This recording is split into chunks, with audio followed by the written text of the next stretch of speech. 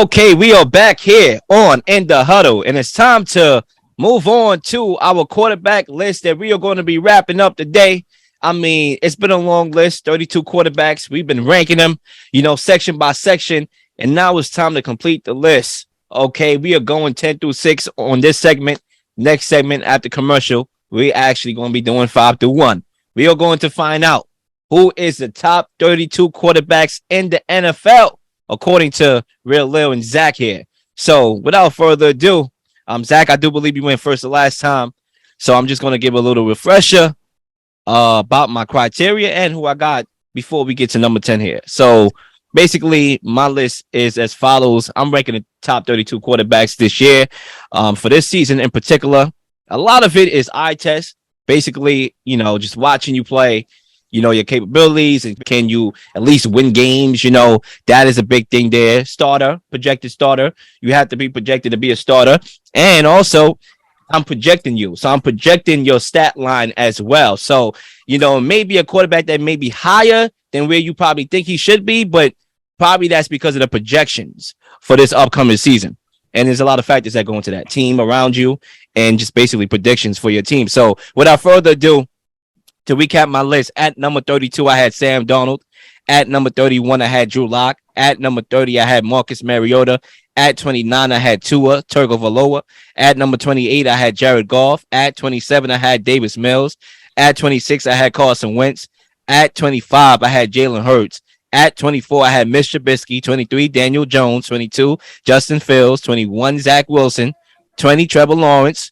19, Jameis Winston. 18, Ryan Tannehill.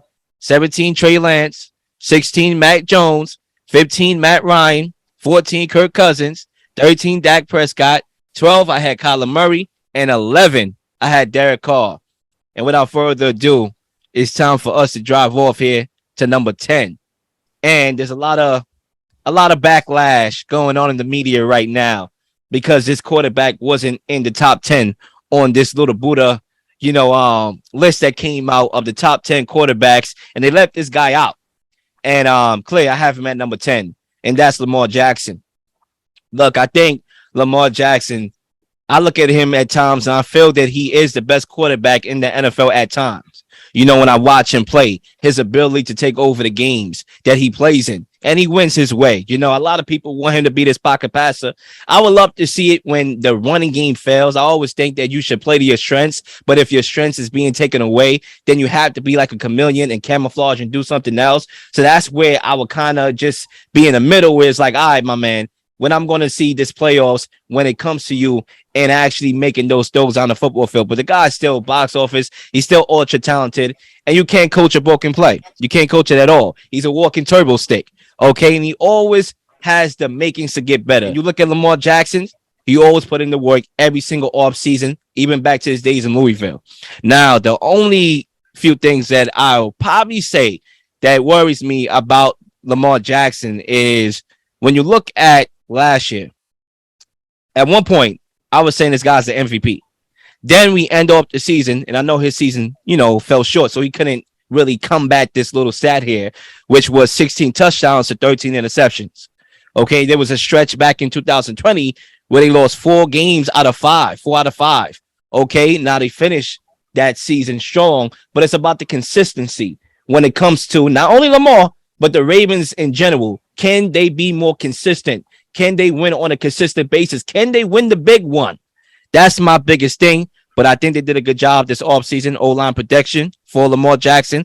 You got Lindenbaum, you got David Fidel. You also have Morgan Moses out there. Okay, Moses led his people to the promised land. We'll see if this Moses do too. Okay, so yeah, the only thing that's missing right now, and I'm going to end here with number 10 on Lamar Jackson, is the wide receiver.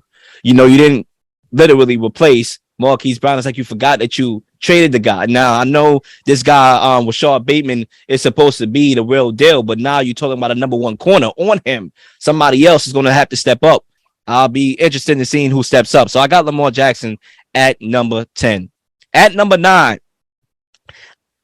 Broncos country, let's ride. Broncos country, let's ride. I'm going Russell Wilson. Last year, I had Russell Wilson at number 9. He stayed there.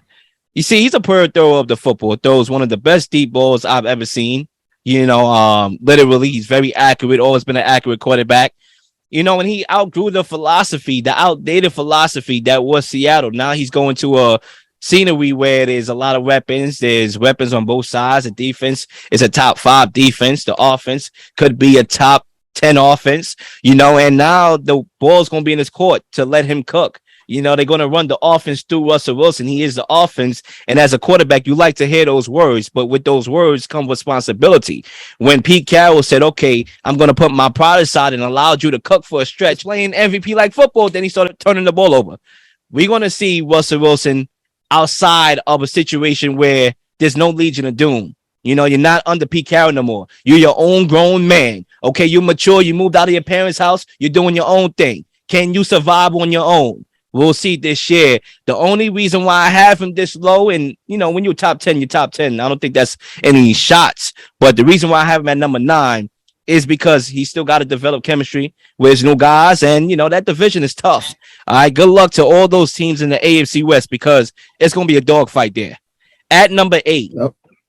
I'm going with the former back-to-back MVP and Aaron Rodgers at number 8. Last year I had him at number 6, so kind of did underestimate him last year, considering he won the MVP, even though that should have went to Brady, in my personal opinion. You're losing Davante Adams, okay? And now you have to depend on a bunch of veterans where, in the past, Aaron Rodgers never really showed that he can trust his guys. He always was targeting Davante Adams. He never really took risk. Now, that's going to have to change for him. Now you're talking about Alan Lazard being a projected number 1 wide receiver, with Randall Cobb being number 3, with who else being number 2? I'm missing somebody here. Sammy Watkins. I forgot they brought him in there. That's going to be your number 2. That's not lucrative wide receiving core. Now, granted, Aaron Rodgers has proven that he can win with a bunch of whoever's, but that was 10 years ago. That was when he was in his prime. Now he's at the back end of his career. Can he win with a bunch of guys and a bunch of rookies? We'll have to see. So, I'm going to have Aaron Rodgers at number 8. At number 7, I'm going to go with Matthew Stafford here. Okay, always was a top 10 quarterback, but I think he showed the league something and the listener something. Where you drafted to has a lot about where you're going to end up in your career. Because as soon as he left the Lions, man's won a Super Bowl. Okay, that really put a dent on dysfunctional franchises. Matthew Stafford winning that championship. Now, this wide receiving core, I actually think is actually better than last year. Okay, you made the move for Allen Robinson, who was a very underrated wide receiver that wasn't used on Chicago. You pair him up with this monster known as Cooper Kupp. This man is a monster, bro. How do you guard this man? Like, this guy, literally, a lot of people underestimate this guy. This guy's probably the best wide receiver in football. Okay, like, literally, you got to cover that, and you got to cover that. And then you got Van Jefferson, who's known to stretch the football field vertically. You got to worry about that, too. And you got to worry about Matthew Stafford's big cannon of an arm. Yeah, good luck. And that defense, yeah, I'll be a fool to have Matthew Stafford any lower. I'm going Matthew Stafford at number 7. He's going to have another spectacular year statistically, individually.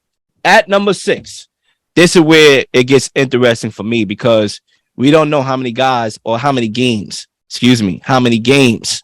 I should say how many girls. You know what I'm talking about. How many games this guy's going to play this year. Okay, we don't know. He could be suspended for the whole year. He could be suspended for 6 games, 4 games, no games. So this is a disclaimer here. I'm going Desean Watson at number 6.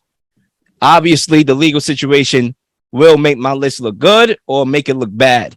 But I think, right now things are trending in his direction for a very lenient suspension based on what I'm hearing from right now. Look, this guy's a top 5 quarterback. I know he didn't play last year and we live in that prisoner of the moment society. But when this guy's on the football field, when he's on grass, he kicks ass. Literally. That's it. We can say all we want about his character, about him as a human being, but the guy's a guy still, right? Look at Vince McMahon. He's an asshole. A lot of people said he was an asshole, right? Man owns a multi-billion-dollar industry. Okay, he's going through a little situation himself, but he's still the owner of the WWE, even though he's not anymore. He still made a lot of money. Sometimes, Not everybody good wins. Not everybody good is not going to win. That's just how life is. And Desean Watson got a lot of money despite everything that would happen. $230 million guaranteed. But whenever he does play, barring that he plays a very good substantial amount this year, I think with that team, I seen him with less. I seen him with no number one wide receiver. Lead the league in passing yards. Most quarterbacks cannot do that on their best day. He did it. Now you go into a situation where you have a decent wide receiving core full of young talent and Amari Cooper, and you have the best offensive line of football and a solid defense. I like Desean Watson at number 6. So to recap my 10 through 6 list here, I got Lamar Jackson at number 10, Russell Wilson at number 9, Aaron Rodgers at number 8, Matthew Stafford at number 7, and Desean Watson at number 6. Zach, I pass it to you. Yeah, Lil, and I think I'll change it up a little bit. I know that over the past couple episodes when we've been doing this list, you give yours, I'll give mine, and then we throw the mics over to our panel to react. But I want to change it up a little bit and say this. Like, hearing Aaron Rodgers, the defending two-time MVP at number 8 on your list, kind of caught me off guard a little bit. And for me, I'm just curious, like, do you really think that there are going to be 7 quarterbacks in the NFL that are going to be better than Aaron Rodgers? Do you think there are 7 quarterbacks in the NFL you would rather have over him right now? And I'll say this, I totally understand that when you look at him, like, yes, he's won the last 2 MVPs, but it hasn't been perfect. When you look at the Packers and his struggles in the playoffs, when you look at the fact that he was unavailable for a couple games this past season, I'm wondering, like, Aaron Rodgers at number 8, wow. And when you're done, I'll throw the mic over to Ryan and Coach to react, like, where do they stand on him going into this season? Yeah, I think for me, okay, when it comes to Aaron Rodgers, and this year in particular, right now, when I look at that team, I think Aaron Rodgers, losing Adams is big. I think it comes down to losing the best wide receiver in football. I think we tend to forget that literally he is the best wide receiver in football. And I think we also forget that we have a lot of good-ass quarterbacks in the league. And it's only getting better. Guys are coming in playing right away, second year, third year, and they can play. We have a lot of good quarterbacks. And I think right now, even though Aaron Rodgers won back-to-back, I think that he's going to have to – it's going to be a learning curve, bro. Like, no number one wide receiver. I don't see no number one wide receiver here. None. Sammy Watkins is not that guy. He's not number one. Alan Lazar definitely ain't number one. And Randall Cobb, are you kidding me? Randall Cobb, old Randall Cobb. I don't see no number one wide receiver. So I think it's going to be easier to defend the Packers because now you don't have to worry about the guy on the outside and Adams, who was not only a stat machine, but a decoy for other wide receivers to eat off of him and off of his plate. Now that's gone. And now you, at this point of your age, listen, guys tend to fall off like that. Not saying he's going to fall off. I still think he's a top 10 quarterback, but I think his situation is not getting any better. It's actually getting worse. Understandably so, and I agree. I don't have Aaron Rodgers number 1 on my list per se, but he has been the best quarterback in the NFL the last 2 years, according to his peers. And wow, from going there, I understand losing Devontae Adams, there's going to be a little bit of a learning curve, and I understand he's getting a little bit up there in age, 34 and 35, but there's nothing based on his play that I've seen the last 2 years that makes me think his play is going to take this big, massive decline anytime soon. And I do think that, yeah, he probably isn't going to win a 3rd straight MVP, but number 8, that's a little hefty. Coach Ryan, I'll throw it over to you guys. When you saw Aaron Rodgers number 8 on Lil's list, what came to mind? I was shocked. I was not expecting that, especially having back-to-back MVP seasons. I just thought one thing I noticed about Rodgers, despite even if you lose a number 1 wide receiver in Adams, I still think that he could still put up the same numbers. He probably might decline just a little bit, but I still believe he could still put up similar numbers, similar numbers that he's going to put into this season coming up. The only difference is just getting adjusted, to the new receiving core that he has. I just feel like, he will not win his 3rd MVP, and I understand why Lil put him at number 8. I have a feeling if Adams was still on the roster, was still on that Packers team, then I feel like it would have been a whole different narrative for sure. But to have him on number 8, I'm just surprised to see, who's the other 5 or 7 other individuals that he has ahead of him. So I don't see too much of a decline, but to have him at number 8 was definitely a bit surprising. But I can't wait to see, the rest of his list. Brian? Whew. It's quite an interesting list. You had me over here earlier today creating my list, and if you think his list then took control, my list probably gonna throw everybody out of whack. So y'all getting the raw thoughts from Real Lil instead of me today, right now, because my list I had you going upside down. But with that being said, I feel like Aaron Rodgers is going to be two things here. Aaron Rodgers is going to be even better for Aaron Rodgers because no team is going to be game planning for Devontae Adams. They're going to disperse the football everywhere. Aaron Rodgers usually he's played a lot of years without having a number one receiver. He had Jordan Nelson, guys like that. So for those guys, for him, now it's like, who do you stop? Who do you go after? Everybody's like, man, it's just easy. We ain't got to worry about nobody. And that's where everything gets out of whack because now Aaron Rodgers can actually see the entire field instead of forcing it down Devontae Adams' throat.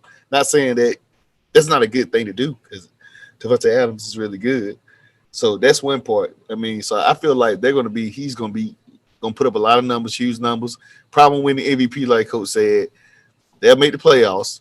I mean, the NFC North is not really that good unless the Vikings new coach changes the way they're playing football with Kirk Cousins. That could be a matchup to see. But Detroit, Chicago, not happening. The only team that will be able to compete against them is the Vikings. Now, raw thoughts here. I'm not putting Desean Watson on my list, and he ain't played last year, nothing right now. I don't know what he gonna be at. I understand his greatness. I understand he's good. I get it. I'm just not. It's crazy because like people say, like we seen what he done a few years ago. He played correct. Here's another one. Remember you were talking about earlier in the show about once he got his money, he wanted out of Houston. He got paid. He wanted out of there. He wanted to get up out of there. He did the same thing KD did. But except we know Houston was sorry. But like you said, he still signed that big contract so he could get up out of there. He forced his way before all these shenanigans came because I don't think these shenanigans happen if he just sits there and be quiet and say, I want to stay playing Houston. So I feel like it's a lot of tweaking in that situation. Once he asked out, everything came out of Pandora's box. But for me, I can't put him up there yet because I mean, Lamar Jackson did play last year. I think Lamar Jackson's going to be good. But I get where you're coming from. You feel like if he plays with that team, that offense, that line, it should be a walk in the park. Yeah, from an eye test perspective, man, what are we watching here? The guy's a quarterback, bro. The guy's a top 5 quarterback. I can understand him being low from a projection standpoint because of all the things that's happening legally, right? And I took that in consideration, but I kind of pushed it to the side at the same time. I'm talking about from an eye test perspective. The guy's a top 5 quarterback. Without further ado, I'll give you guys my quarterback list, number 10 through 6, I should say. Quickly to recap everything I've said so far in my top 32 quarterback list. We had Drew Lock at number 32, Mitch Trubisky at number 31, Daniel Jones at number 30, Sam Darnold at number 29, Marcus Mariota at 28, Justin Fields at 27, Jared Goff at 26, Davis Mills at 25, Trevor Lawrence at 24, Tua Tagovailoa at 23, Jameis Winston at 22, Zach Wilson at 21, Ryan Tannehill at 20, Trey Lance at 19, Carson Wentz at 18, Mac Jones at 17, Matt Ryan at 16, Jalen Hurts at 15, Kirk Cousins at 14, Kyler Murray at 13, Dak Prescott at 12, and Derek Carr at number 11. So here we go, number 10 through 6. At number 10, this was a guy that Will mentioned. I believe he had him at number 9, but Russell Wilson will be coming in at number 10 on my list. And it's crazy because I saw a picture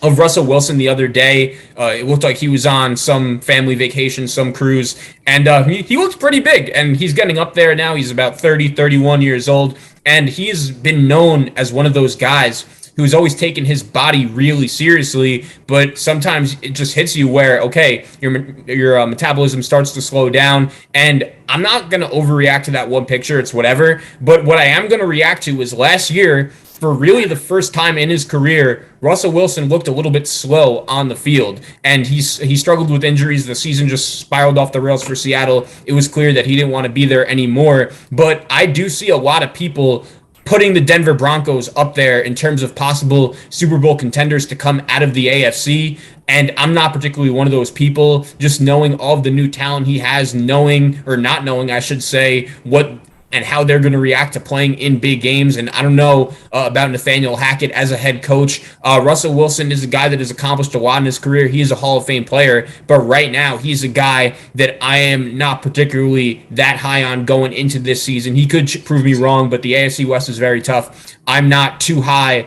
on Denver right now. I will have him at number 10. At number 9, I will have another guy Will mentioned in that 10 through 6 range on his list, but it's Desean Watson for me. And similar to what Ryan said, I had a lot of trouble considering like whether or not I should put him on this list. And there is no denying that when he's out there on the field, he's one of the best quarterbacks in football. But I do think the fact that he hasn't played football in over a year, I'm not saying that as a recency bias. I'm just saying like football is one of those things where you could practice, you could throw as much as you want against your teammates, them going slow, whether or not they're wearing pads or not. But there's just no real ability to simulate that game action on the field when both teams are going and trying at their hardest. And I think when it comes to Desean Watson, there is a nice situation around him in Cleveland. And the last time we saw him on the field, even though his team only won 4 games, he led the league in passing. He had a phenomenal year. But I do think back, like, it's crazy.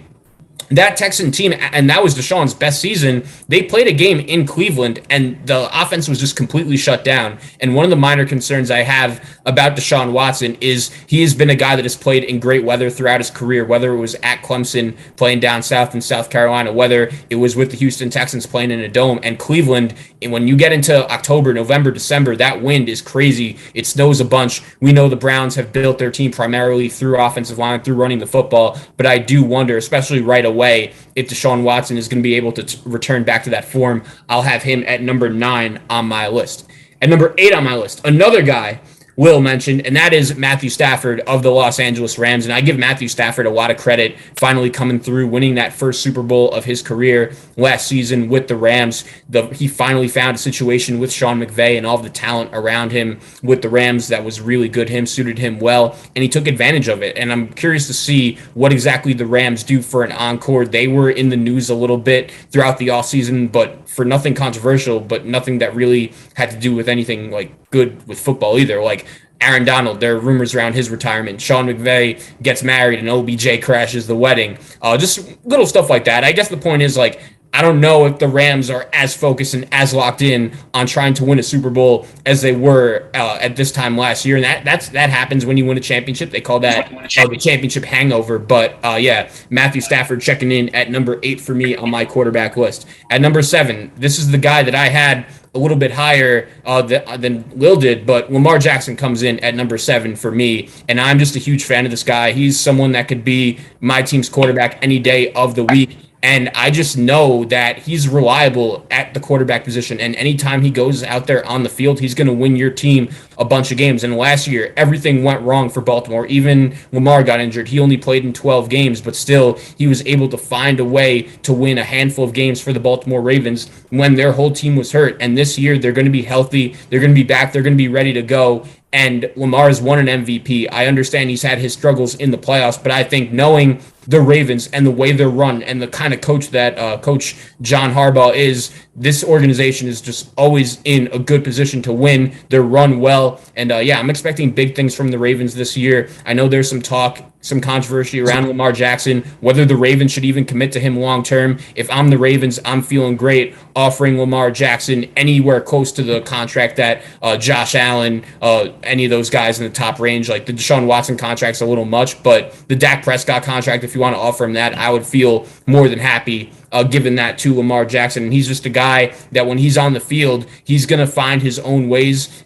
Even though he's not the best passer, he's improved recently as a passer as time has gone on. And I do think sometimes with Lamar Jackson, we forget he's only 25 years old. He's only going to get better and better. And yeah, when he hits age 31, 32, he probably isn't going to be the same player, but these are his prime years. These are going to be the years when he's at his best. I'll have him at number 7. And at number 6, this is the one guy for me that I'll mention here that Will didn't mention in his 10 through 6 range, but I'll have Justin Herbert from the Los Angeles Chargers coming in at number 6 for me. And it's crazy because it's very rare for me for me to put someone that hasn't accomplished much, like Justin Herbert has an under career 500 record as an NFL quarterback. His teams have not made the playoffs yet, but there's no denying when you watch this guy, he has all the talent in the world. He has a huge arm, and it's only a matter of time with this guy before he gets his team to the playoffs and starts winning some games there. But all the attributes are there. He could throw the ball really far. He's improved as time has gone on, and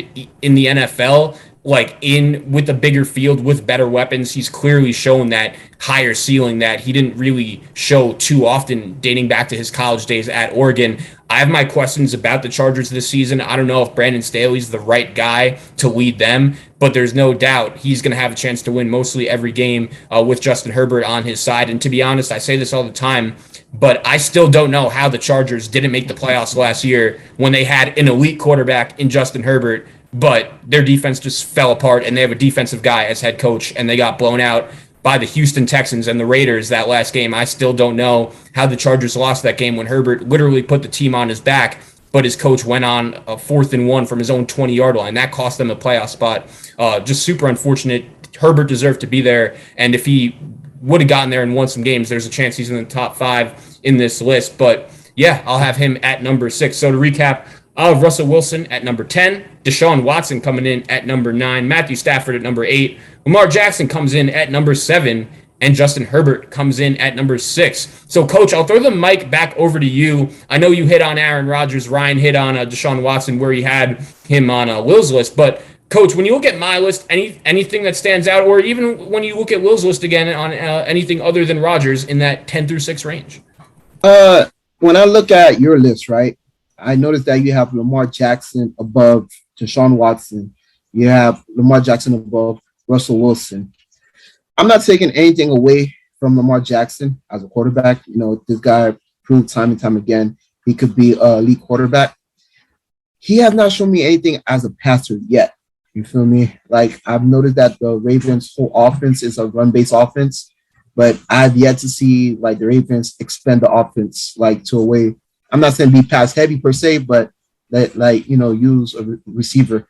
Their number one threat was their tight end in Mark Andrews. But I want to know, like, you know, if Lamar could connect with Marquise Brown. Well, even though that he just got traded to Arizona, but you notice that the chemistry between him and Marquise Brown last year wasn't there. So that's why Marquise Brown ended up leaving. Also, too, you know, one thing about the league, you know, you cannot run all the time. At some point in time, they're going to catch you. So I think those games that Lamar Jackson missed last year, those last 4 games, those were very pivotal for them. You know, I believe that if he was still healthy, he could have led that Ravens team into the playoff.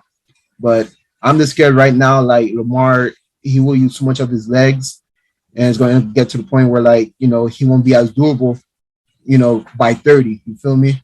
But I just wanted to see, like, if he could expand his game more as a passer. I just want to see, because right now, teams are getting smarter, man. Teams are stacking the box against Lamar.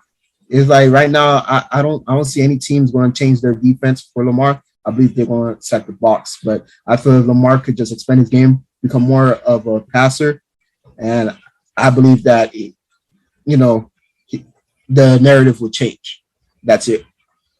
Yeah, I think when you look at Lamar as a passer, he's gotten better in each year of his career. And I think this is kind of what I meant. Like, I understand we look at him right now at this point in his career, and he plays a very unique game, a different game compared to a lot of his peers, but he's still only getting better. And I think as a passer, if you look at his completion percentage, it's increased each year since he's been in the league. And I understand, like, the Ravens traded Hollywood Brown, and that was a friend of his, but, like, Hollywood Brown had some crucial drops last year. And I do believe in Mark Andrews. I think he's going to be arguably the best tight end in the NFL this season, one of. Rashad Bateman's a nice young receiver they got. And look, the Ravens, their strength is not passing the football. You know, I didn't make this list ranking it the top passers, the top 32 passers of the football in the league. It's the top 32 quarterbacks, and that's part of what makes Lamar Jackson so good. And he's just won so much since he's been in the league. I remember, you know, the Ravens in that rookie 2018 season for Lamar, they had Joe Flacco at quarterback, and they needed someone to come in quickly and save their season. And Lamar Jackson did that, giving that team a spark, getting them to the playoffs. Then the next year, he wins the MVP,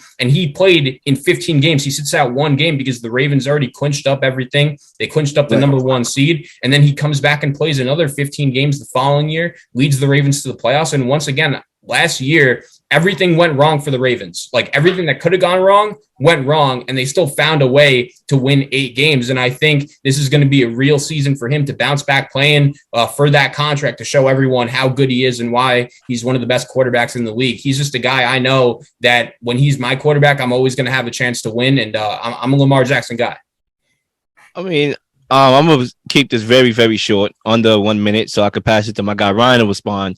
I think for me, I kind of can see where both of y'all are coming from, but I'm going to just go ahead with the win and see where the win takes me. I think when you talk about Lamar Jackson, yes, it's not a list based on passing or running, but when you have quarterbacks that can do both, that has to put that quarterback over the edge. Russell Wilson could do both. He could be mobile and he could pass the rock 30 if you want him 35 times a game. I can't say the same thing about Lamar Jackson, that I want that guy throwing 35, 40 times a game. Kyler Murray can do both, but what separates Kyler Murray and Lamar, while Lamar is ahead of Kyler Murray, is achievements. He won an MVP, right? But it's not, out the universe. He won 1 playoff game and an MVP, so that puts him over. But when you have quarterbacks that can do both at a very high level either way, when one is not working, I think that's why Lamar Jackson was at number 10 for me. Also, when you take into account the playoffs, we could talk about regular season stats. When the playoffs came around, when you go to the Chargers, he didn't pass the ball pretty well. That was his first year. I get it, rookie year.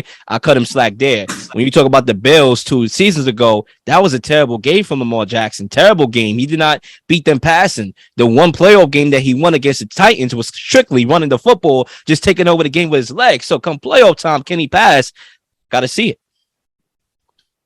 All right, Ryan. Yeah. First when I heard your list at first, I thought you was going by top 10. I heard Mitchell Trubisky. I said, whoa. Name the 32. I said, wait a minute. So I apologize. I kind of like your list, man. Russell, I think is there. I'm assuming you may have Russell higher or something. I don't know what your list may sound of, but again, you got Russell at 10. No, I'm sorry. He had him at 10 over Lamar. I felt like Russell is, ahead of Lamar Jackson. Herbert, I can't tell you my list, but he in the top 5. I'll leave it at that for me. Outside that, I ain't got no problem with your list, man. You got Dak Prescott in there. I think you said Dak at 6 or 5, 7. Oh, I actually had him at 12. No, I heard it wrong. Yeah, all good. Well, yeah, that's it. Overall thoughts. That's it. Ladies and gentlemen, after this break, 5 through 1 is going down, and then after we give 5 through 1, everybody here got a chance to react to our whole list as a whole, including guys that we ranked way earlier. So it's going down. Quarterback discussions. I'm here for it. We'll be back.